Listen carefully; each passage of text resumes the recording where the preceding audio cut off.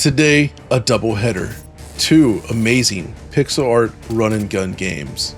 Two different themes, both awesome. The first, inspired by the 1991 classic from James Cameron, Terminator 2 Judgment Day. We're talking about Terminator 2D, No Fate. Then, we're going to get into the beautifully lit cyberpunkian streets of Neon Inferno. To do this, however, I wanted to bring in one of the regulars on the DF Retro Super Show, Coury Carlson. Hey, I'm excited to talk about both of these games because they are both awesome, and T2 is my favorite movie of all time. So James Cameron certainly changed my world when I saw Terminator 2 in the theater. Indeed, yes, it was a game-changing film. And we're going to start with Terminator 2D first because, yeah, Terminator 2, it's not necessarily my favorite movie of all time, but it's up there. It's on one of my top lists. It's an incredible picture, and it was hugely important back at the time. Very, very influential on all sorts of media going forward as well. But it also didn't receive that many great games, I guess you could say. I did always enjoy, what was it, the arcade game? The Midway arcade game with the light guns. I have a soft spot for the Bethesda games as well. Terminator, Future Shock, Skynet, and all that. And, you know, even the Sega CD game, it's cool. Yeah. There's some good stuff there. But it's a weird series in that regard. This new game, however, comes to us from Bitmap Bureau, which, of course, you're familiar with. Xenocrisis. Yeah. What is it? Final Vendetta. That's it. Battle Axe. These guys know what they're doing. They're also making the He-Man game right now. And now we've got this. And right from the moment I saw that trailer, I think you can agree it was like, oh my gosh, I need to play this. And we finally did. Yes. So I guess the first thing to talk about then is just the presentation, because that's the thing that caught me in the trailer, and that's the thing that catches me in the game here, because this is so Hank Nieborg did a lot of the work on this, not the only one, of course, but he's you know Hank, right? You know his work. Yeah. Are you familiar with some of the stuff he's done? Yeah, I mean, he's been making incredible pixel art since the early 90s. Flink on the Sega CD is a notable one. Done some great stuff. He worked on a bunch of the Shantae games and Contra 4, of course. On the Amiga, there was Lionheart, which is gorgeous, by the way. But yes, I love Hank's art, and he's done a lot of stuff with Bitmap Bureau over the years, including Xenocrisis and Battle Axe. And the work here, I think, is just incredible to behold. Like, there's so much detail in it, and the way that they've recreated all these scenes from the movie, I think, is what's stunned me the most, right? Yeah, especially when the T-1000 gets involved and you see all the liquid metal. Exactly. And I feel like they've done such a good job with just like bringing this world to life in like a gritty yet period appropriate way.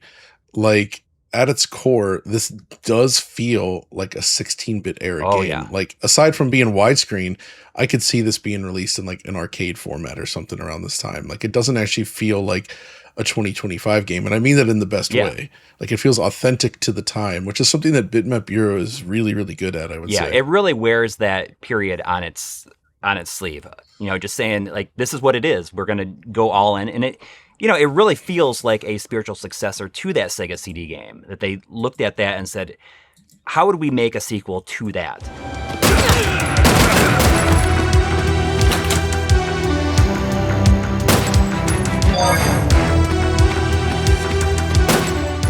Yeah, like, I can definitely see that. And I do agree, but it also has other influences in there that I really liked. Like, the way Sarah Connor plays, for instance, reminds me actually of Elevator Action Returns, where you're very specifically, especially when you have the pistol, you're walking, stopping, aiming, shooting.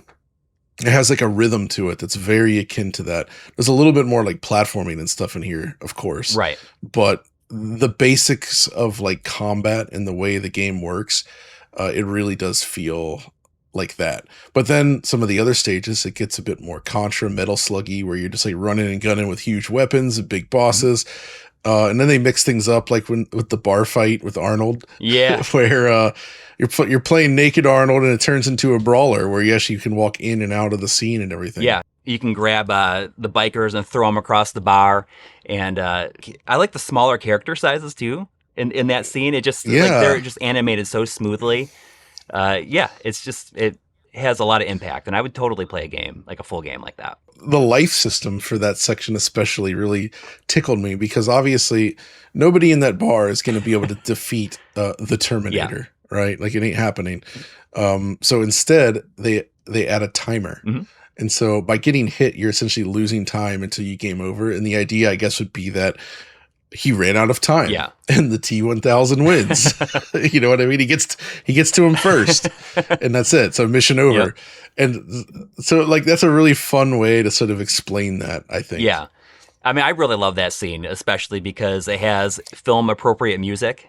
I was so surprised that it used licensed music. Used the Dwight Yoakam song, "Guitars and Cadillacs" when you first walk in there, and then "Bat of the Bone" kicks in. It's kind of a special moment, especially if you have that scene just burn in your memory.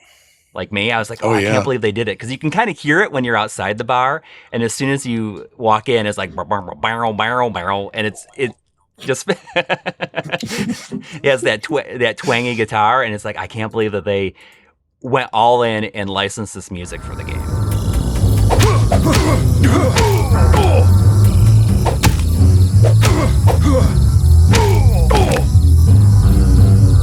I love how authentic this feels to the 90s.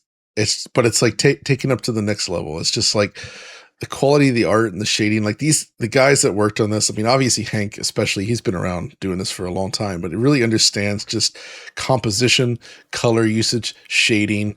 Like, if we go back to the bar, you've got like those different like lights, right? Like the blue lights, purple lights, and the way that, if you look at the tables in the foreground, for instance, the tables closer to the purple light have more of like a purplish hue in the palette versus the ones on the left. Like, none of this is like real-time lighting, obviously. It's just baked into the pixel art, but he's using the medium to do these like just beautiful backgrounds that still work within a limited color palette. So there's dithering use and spots, and there's nothing here that seems impossible for older generation hardware, basically. There's lots of little references to like other just like minor moments in the film, just dispersed all over. I love when you break into the Cyberdyne laboratory, like towards the end, and there's like a quick shot in the movie of like somebody playing with like a little like model brontosaurus, and that's like always shows up as like they're like scanning it and doing this stuff with it. It's just, you could tell that everybody that worked on this is a gigantic fan of the film. Exactly. Putting lots of little details in there. So one thing I do want to talk about, though, is regarding the gameplay. Obviously, neither of these games is especially long. I think if you just like go from start to finish, they're each a bit over an hour, which is very typical for this sort of like retro style shooter. The issue with Terminator is that the easy difficulty, especially, not that I would recommend that, but like, it's so easy that it would rob the game of fun. I really recommend everyone start out, and I'm forgetting the name, Hasta La Vista. Okay. Maybe you can start on No Problemo just to get a feel for it, but Hasta La Vista, I think, is far more interesting. The reason is, so on easy money, as it's called, you get unlimited lives, basically continues our lives in this game. Enemies are weaker, but the big difference is that they actually disable like a ton of hazards in the levels. And even on No Problemo, this happens. Like in the Cyberdyne factory, there's those like red lasers on the easier difficulties. That's the only challenge you're facing there. On the more difficult setting, though, what happens is like there's these like machines that kind of come down and grind into the floor in addition to the lasers. So you're actually dodging multiple different types of obstacles, and the whole scene becomes way more intense. Whereas on the other difficulties, you just kind of walk right through, and there's almost no challenge there, right? It feels like you're doing a disservice to yourself if you just play on the easiest mode. Especially on easy. For No Problemo, I was able to finish the main story mode through 2 attempts. The first attempt, I made it to the final boss. Almost squeaked by, but I didn't. But then the second time I played, as any game like this, you would be... You learn it that first time, and then you know exactly what to do, or where the extra lives or continues in this case are hidden on each level. So I still my second attempt, I was able to finish the game with 5 continues left. I've been playing on Hasta La Vista, I guess, and that was the more fun mode for me because I really felt like you had to learn the game. I would say that felt like the what should have been the classic default difficulty, and then the normal mode would have been the easy one. And the easy one is just too easy, so I would ignore it unless you're really not able to get through the game. Yeah. If you want to see what it has to offer just to experience it, Sure. and then, up it each time. Once I finished it on No Problemo, I tried the Hasta La Vista mode, and it doesn't seem that much harder at first, but when you get to the boss room of the second level, it's like, holy cow, this is really hard now. Yeah. It ramps up. And there's also unlockable difficulties. And I don't want to get into any spoilers here. We'll just say that there's some alternate timeline stuff that you can do that requires multiple playthroughs, which leads to some interesting results. So there's definitely reasons to keep going through it. And I think it's worth doing that because the core mechanics are just so fun. The scenarios and levels are so varied and just like cool looking. And I was really happy with the end result. I was super hyped beforehand, but I'm relieved that it's a game that I want to keep playing. Yes. Right. It's the thing about these retro games, right, is that there's some that look retro, but you play them and they don't have lasting power. Mm-hmm. You play it once, you're like, this is fine. But like the really good ones, just like classic games, are the ones that you want to keep going back to. Like I still play games like Contra 3 and Contra the Hardcore and all that, Metal Slug to this day. Is this on that level? No, but it's not that far off. This is like an upper tier 16-bit style game with beautiful, beautiful visuals. There's so many like references, especially lots of Contra references in this. There's one level early on where you get recreation of the scene from Contra 3 with the plane that flies in and drops the bombs. And it's like, oh, it's nice to see that in here because, it's very Contra inspired. So that's my recommendation. T2, excellent freaking game. So absolutely worth playing. But then that brings us to Neon Inferno, which in some ways might even be better.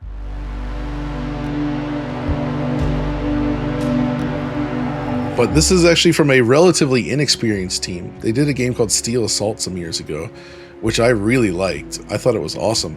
And for a lot of them, that was their first game. And so these guys really knocked it out of the park.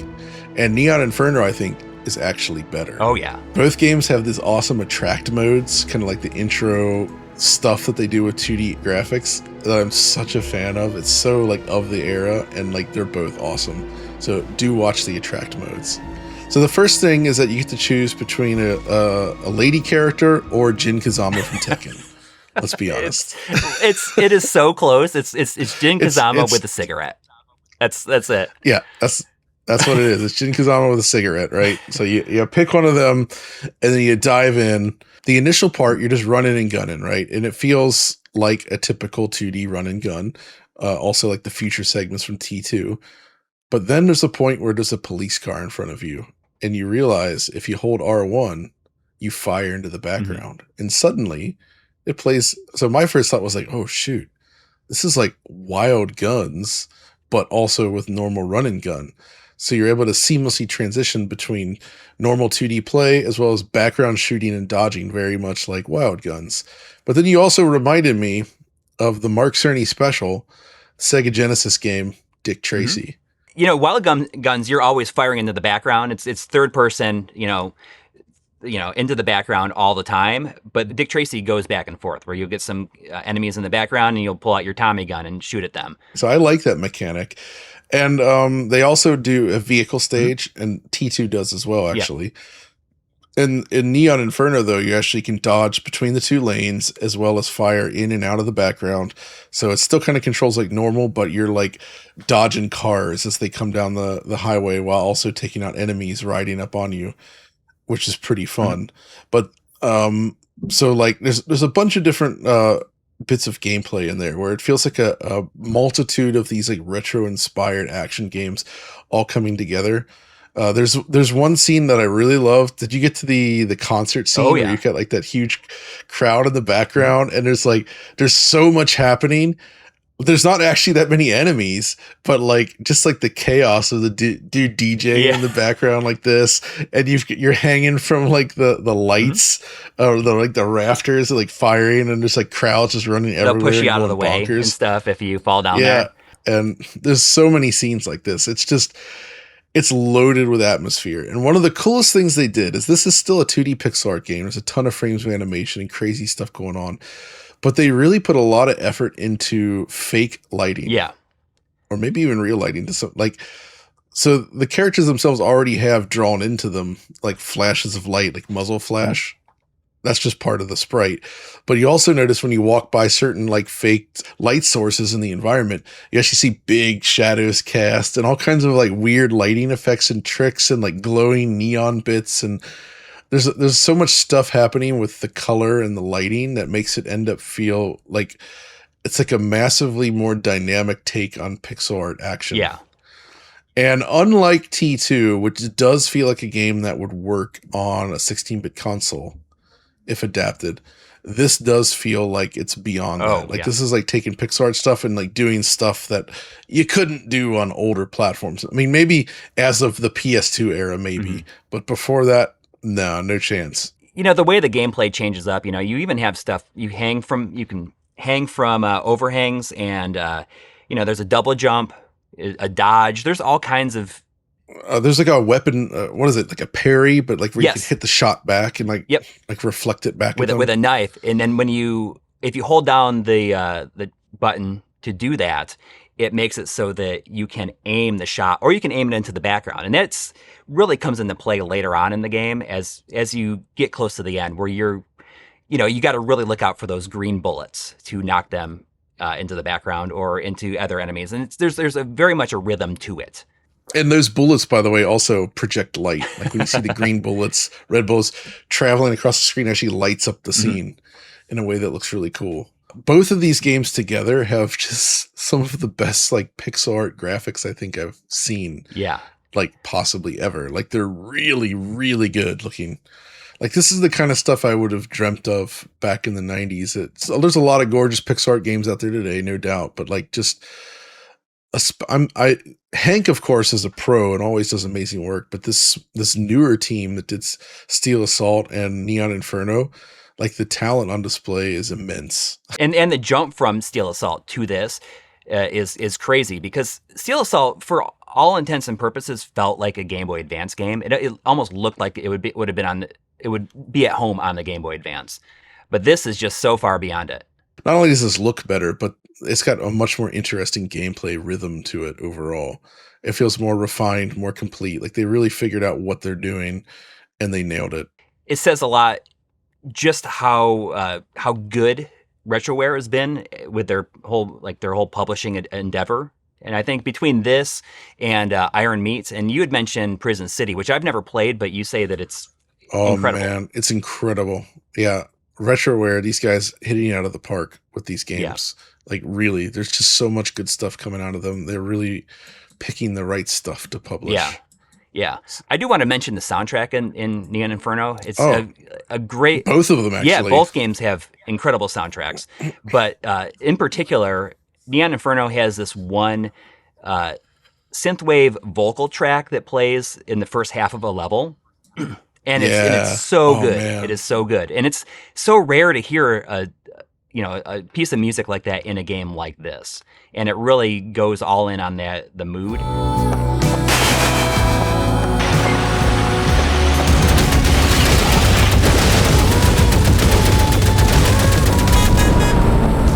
There's also a level later on where you are on some rafters above an opera, and you have the music coming from the opera. It's pretty neat. Right. Oh, yes. That stuff's cool. Yeah, they do a lot with the sound in that game, actually. And not just the music. The music's awesome, but like the sound effects and the punchiness of everything. It really has a thump to it. Yeah, exactly. Which I really, really like. And then, of course, on the T2 side, I feel like they did a good job capturing that sound, that 80s soundtrack of like Brad's work from the movies. Yeah, Brad Fiedel. And the freaking pause music. It's so awesome. Yeah. In T2. It's exactly what you want. It's just really, really great And stuff. it builds upon these themes from the movie, so you always hear something that's familiar, just like little like crescendos in the music. But for the most part, like you get it has a good variety. I mean, I kind of freaked out when I heard like the butt rock guitar version of the song on the title screen. Yes. I was like, oh, this is. I love that. That's the way that they're going with this. It feels like such a uh, like it would have come out in the '90s, and that's what like. I agree.